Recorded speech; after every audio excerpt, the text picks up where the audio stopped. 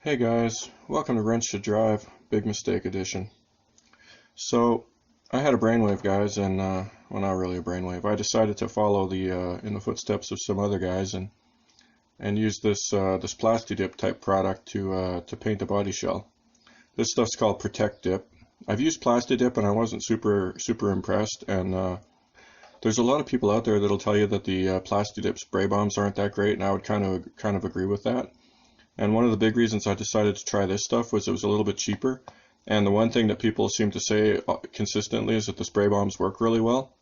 And I can vouch for that. The spray nozzle does work really well, guys. There's not much spatter, and it's pretty good, guys.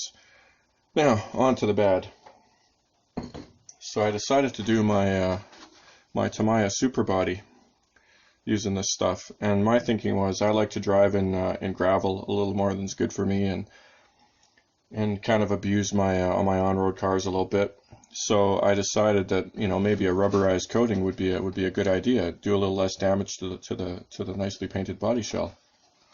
And this went wrong for a number of reasons, guys. And number one, when I peeled it off, because I had to redo the front here, this whitish area, that's actually discoloration from the PlastiDip. Well, it's not PlastiDip, from the plastic paint. It's and I've tried a couple of things to get it off. I tried alcohol, tried a little WD-40. Neither of those worked. I didn't want to try anything too harsh because I didn't want to totally destroy the polycarbonate just yet. But that stuff does not seem to want to come off, and yeah, that's not good, guys. Now, this red, just so you know, the protective film is still on, so this would look a lot more shiny if I pulled it off. And I actually kind of like this red color. I don't think it looks too bad. And I'm curious to see what it'll look like shiny, but we're gonna have to wait a little while for that, guys, because I have a new plan. And okay, and before I get to the new plan, the other problem is that this stuff kind of, in some nooks and crannies here, it kind of emulsified, is the best way I can describe it. It's like it bubbled up. And I'll show you on the back here. So this is what it looked like, guys. And what happened is, in these little nooks and crannies here, like it's like it filled up with outgassing, and it kind of raised the surface of the stuff, and I mean it didn't work, guys. And the first coat I think was okay, and then it was like when I added another coat, that's when it all went pear-shaped, and I'm not sure what I did wrong there, guys. I'm guessing I didn't clean it well enough, but I cleaned this pretty thoroughly, guys. And I mean, this is not my first body, so if you would have said, did you do a good job cleaning it, I would have said, yeah. I mean, got the brush, soapy water, used a little bit of alcohol. I mean, to me, this thing should have been clean. And then the other interesting thing about where it did this type of thing, guys, is you can probably see the crud in there. This stuff, where it did that, it bonded to the polycarbonate, like ridiculously. Like it's like it fused to the polycarbonate. It's crazy. There's a spot up front here where you can kind of see, like right in here, guys, where my thumb is. Try and zoom in. Like it actually did damage to the polycarbonate, and I'm guessing that there was some release agent from the molding process in there, because like here all it did was discolor it. In this spot right here, it actually did some damage, guys. So not good. I would definitely not suggest using this stuff unless you're feeling masochistic or something, or you really want to roll the dice. Like the finish, I think, would be beneficial, but it's not, it doesn't seem friendly to polycarbonate. And another spot you can see here, guys, this back window was masked off, and you can see where my finger is here. There was just a tiny little bit that oozed under, and it, again, it damaged the polycarbonate. And I mean, if this area wasn't clean, then what the hell? I mean, there's no nook and cranny, there's no place for stuff to hide. I washed this thing well, guys. So if it was contaminated there, I don't know what to say. And then, again, this was all covered with a window mask, and it's discolored. Like some part of the chemicals in that stuff got underneath there and actually discolored the polycarbonate. Like this stuff is rough, guys. So anyways, I kind of butched this body shell. Like I think it's basically wrecked. And what I'm going to try, just for laughs, because I have this can of stuff here and I can't really think what else I'm going to use it on, I'm going to spray it over top of the protective film, guys, because you know, who hasn't run a body shell and left a protective film on to get some free miles with no damage out of it, right? And you know, we know that spraying that stuff on the outside is not going to last forever. But this is my TT-02 touring car body, and you know, those cars aren't super prone to rolling over. So I'm thinking, well, you know, it's not going to get scuffed up too bad, I don't think. I mean, knock on wood. You know, I probably just cursed myself. First time out, it'll roll over and destroy it. But you know, the way I look at it, I got 2 cracks at putting some paint on the outside of the body shell, and because I can do it over the film, and then once it gets messed up, I just peel the film off really easily, as opposed to this crap on the inside that's hard to get off, and then and spray it again, you know, with whatever, and you know, take another crack at painting it. It's one of those things, guys. Painting body shells is not the easiest thing in the world, as anybody who's tried it will tell you, and as most of the people who don't like doing it will tell you. So, you know, why not take another crack at it? So I'll be back to show you how that turns out, or maybe I'll edit it to the end of this video. But yeah, this product here, PlastiDip, sprays really well. I actually like the color of it.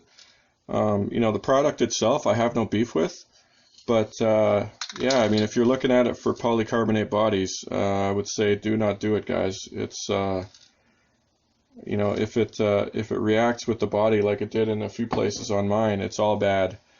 And then when you go to peel it off, the Lexan is going to be discolored. And I will follow up on that down the road, guys. I'll try some different solvents on it to see what if anything, might actually fix it and get the polycarbonate back to a clear state. But my hopes aren't super high, guys, because WD-40 does dissolve this stuff. I tried it in a little spot, and it definitely will break this stuff down, the plastic. And it doesn't seem to do any damage to the polycarbonate, but it does not touch this white stuff, and it really doesn't do much to the spots where it seems like it reacted with the polycarbonate. Like it's something else went on there, guys. I don't know exactly what, but yeah. Anyway, disappointing, but what are you gonna do, guys? We live and we learn, right? It's one of those deals. You chalk it up to a learning experience, and then you move on. Alright, guys, so got the body shell sprayed on the outside, and it didn't turn out perfect by any means, guys. I had the same problem. There's some spider webbing, it's like there's some outgassing underneath that made it bubble or something, guys. I'm not too sure why that is. I haven't done a whole lot of PlastiDipping, but I haven't really seen it do that before. So on the back, it's hard to see there, guys. A little bit on the roof as well. So yeah, like I said, I mean, it didn't turn out perfect by any stretch of the imagination, guys, which I guess is to be expected since we had some problems. But I don't think it looks, you know, too horrible, guys. And I mean, once things go pear-shaped, you kind of figure, it's just going to be a basher body anyway. So, oh well, what are you going to do? And one thing I tried, guys, is you can see it a little bit here from the top side, and then underneath, oopsies, I just used a magic marker here, guys, and I tested it to see, like, you know, can you black out windows with a magic marker? And sure enough, you can. So I took a dollar store magic marker and I made a real sharp point, and what I'm going to do is just I'm going to color in the windows instead of trying to leave them clear. I was thinking about leaving them clear, but with the plastic coating, with the protective film on them, they're not really clear. They look kind of foggy no matter what. So I figured, I'll just spray the whole thing, and then when I tested that coloring and it worked, I figured, well, we'll just color the windows and color the headlights. And the downside to this body shell, guys, is that there's a bunch of stuff that's actually really hard to mask, like the headlights, and even the side windows aren't a whole lot of fun. Like they're funky shaped. It's a bit of an adventure masking them. Much more so the taillights and the headlights.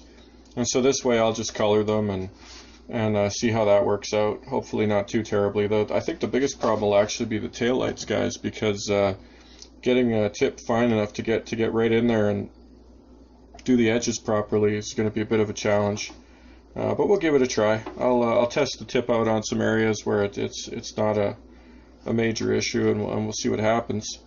And then as I run this body, guys, we'll find out if that PlastiDip stuff, or whatever, not PlastiDip, but InstaDip or whatever this stuff's called, We'll see if it holds up to crashes, which I don't think it will, guys. I have no illusions. On the outside, don't think that's going to work out too well.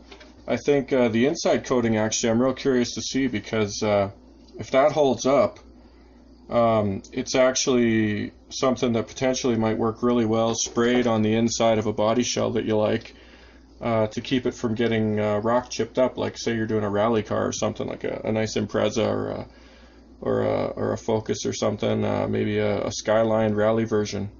You want to get it outside and run it in some adverse conditions. Well, I can tell you from experience, guys, with that sweet, sweet Charger body that I love so much, the inside can get dinged up pretty good.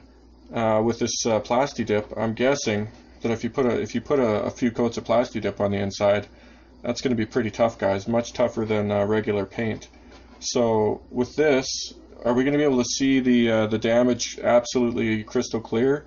No, but we'll be able to see if it's really rough, guys. Like, the thing that PlastiDip is most predisposed to, in case you haven't been around it much, guys, anywhere there's an edge with PlastiDip, like in the window here, there's a line, you can't see it, but those edges, if you rub them constantly, they roll up, and that's where PlastiDip starts to go wrong, guys. It's good stuff, it works really well, but those edges are super vulnerable. The middle, if a rock hits the middle or something, the chances that it rips it, not very good. It actually holds up pretty well, guys, but the edges roll up really easy. A buddy of mine did his car in PlastiDip, and we were working on it, and there was a bunch of interior work to do, and just leaning up against the door sill, it actually did quite a bit of damage to the PlastiDip, because it doesn't hold up to that sort of thing as well as you think it would, guys. And you can touch it up and whatnot, but that's the biggest thing you got to watch for with PlastiDip. So with this, we'll see. I'm actually real curious about that, to see how well it holds up, and basically the whole interior's got a coat except up front here. And the can's empty now, and I don't think I'm going to buy any more, because it's not the cheapest stuff in the world. And yeah, anyways, we'll see. I'll keep you posted. Like I said, my initial reaction is yeah, it doesn't work as well as you'd hope, and it's basically down to spray issues, where it's tricky to get it on there and have it actually work out nicely. So yeah, there you go. And very shortly here, we'll end this video with this body colored, and maybe a few stickers on it to make it look like a rally car or something. Because I mean, it's just a basher body now, so maybe we'll stick some stickers on it. I don't know. So I'm going to figure out what I want to do to it, and I shall return. And here it is, guys. The final result. I need to do another coat of magic marker on the windshield and whatnot. But I don't know if that'll show up in the pictures or not, but it's a little thin in spots.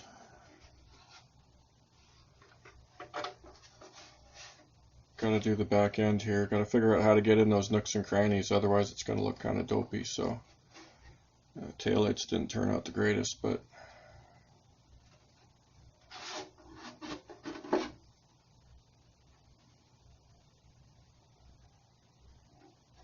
yeah, so there it is, guys.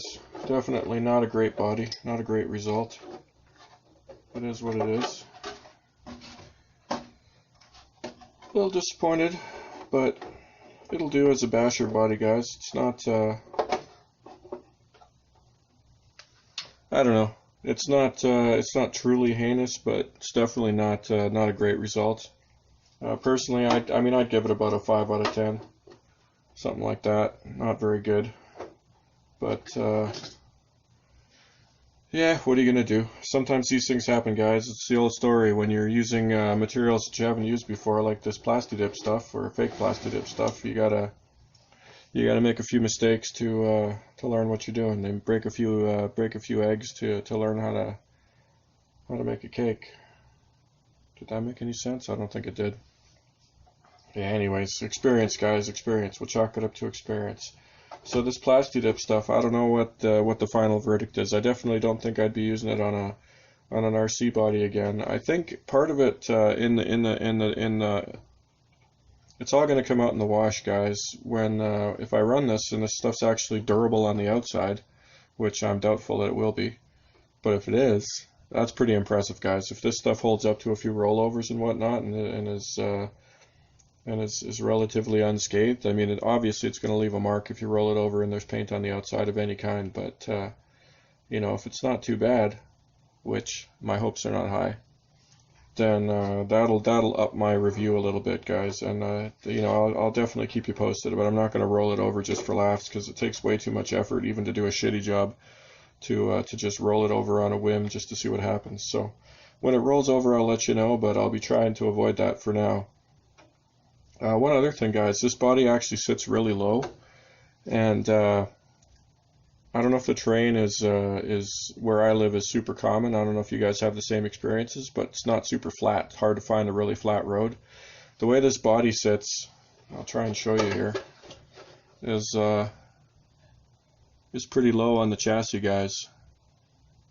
So like, to me, to have it sitting properly, when you see this sitting, you know, the wheels sit in the wheel well is really nice. It, you know, it looks pretty good. I'd say it sits nice in terms of looks, but in terms of running, I think it's going to be a little rough, guys. I think I might be asking for trouble.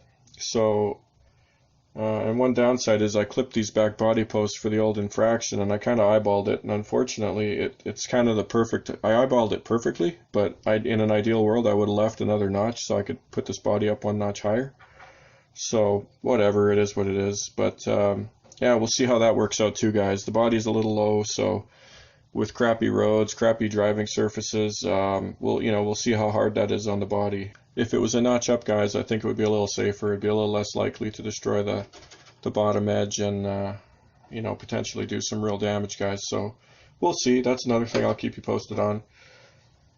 That outcast body, the way I have that thing set up, it's actually, I think, just perfect on this car. It looks really good, and it's actually up high enough that you know, you can get away with quite a bit. So yeah, these are all the sorts of things you have to deal with when you're setting up a car, guys. It's you know, you can have the perfect body, put it on the chassis of choice, and if it sits low to look nice, it's not ideal for driving. Yeah, so we'll see, guys. This chassis works really nice. You know, I've mentioned that I like the TT-02 quite a bit, actually. It's very affordable, and out of the box it works good, guys. It handles nice and drives pretty well, and as you can see, I've got this 5000 kV brushless motor in there with a 60 amp ESC, and on 2S, guys, it's got basically, I would say, pretty much the ideal amount of speed. I was not able to open it up all the way. I was getting some weird noises that I think were tire related. It was, you know, they balloon a little bit when you get the RPMs up, and I think running, it was probably the tires doing some funny stuff. Might have been too much power for the motor mount. I doubt that, guys. I'm skeptical of that. It wasn't, even when you roll into the power nice and smooth, it was, you know, just certain speed, it would start to make some kind of thwackety noises, which I think were more likely to be tire related. Definitely works good, definitely fast, and with the speed that it's running, I'd say it's in the 40 mile an hour range. You know, not crazy fast, but you know, for these 10th scale small wheel cars, guys, that is fast, guys. 40 miles an hour is cooking pretty good if you're on any sort of uneven surface. You know, i.e. not perfectly flat, guys. Bad things happen in a hurry at that speed. So take that for what you will. And I mean, my nickel's worth is these touring cars going 40 miles an hour is pretty fast, guys. If you enjoy this video, check out the TT-02 chassis review video, or platform review video, I guess, guys. I'll let you know what I think of it. And like I said, I do like it. It's very affordable. That's the biggest thing, guys. It's not expensive to get into, and it drives really nice. So, guys, I'm putting lipstick on a pig. The bottom line is that body didn't turn out that great, guys. This was definitely a fairly significant fail, guys. I'm kind of glad, you know, it's usable. I won't be shedding any tears if something bad happens to it. I do have one more chance, guys. When I peel off this coating with the PlastiDip on it, I got one more chance to paint this body shell on the outside and take a crack at that. But as you may know, or if you're new to the hobby, if you don't know, painting a polycarbonate shell on a body shell on the outside is bad news, guys. It doesn't typically go very well. Now, I said I wouldn't use this stuff again, but what I might do, guys, is because you can get a black can of PlastiDip for fairly cheap up here. Actually, it's about 16 bucks, which is a lot cheaper than this. This stuff was 22 or 23, and the full-on PlastiDip kind is like 25. It's not super cheap, guys. But the one upside to this, I don't know if I mentioned it earlier, the one upside to this stuff, guys, is it actually sticks to polycarbonate quite well. Like, I'd say better than normal paint, guys. Definitely, you have a crash because it's flexible. It's not going to be chipping off. It's not going to explode. So if when I take my last crack at it, when I peel off that protective coating, that's bare polycarbonate, guys, and I'd be kind of tempted actually to hit it with a coating of this stuff just to see how well it sticks in anger, because underneath, guys, that's the one upside, or the one I don't know, the one bright point to this little botched experiment, guys, is this stuff. When you're trying to peel this off, guys, it peels off. But the places where it bonded like crazy, it doesn't come off at all. And even where it peels off, like it's on there good, guys. It's with the flexible nature of it, it's stuck on there real good. If you can get a nice even spray inside, I don't know. I think it's got huge potential. My spray job just didn't work worth a crap. So take that into consideration, guys. It's got some potential upside to it. It's just a trick of figuring out how to spray it, and it's expensive and blah blah blah. So anyways, we'll see. So there you go, guys. That's my epic fail story, and hopefully you learn from it. Hopefully you don't have the same problems. See you next time on Wrench to Drive, where we post the eternal question: do you wrench to drive, or do you drive to wrench?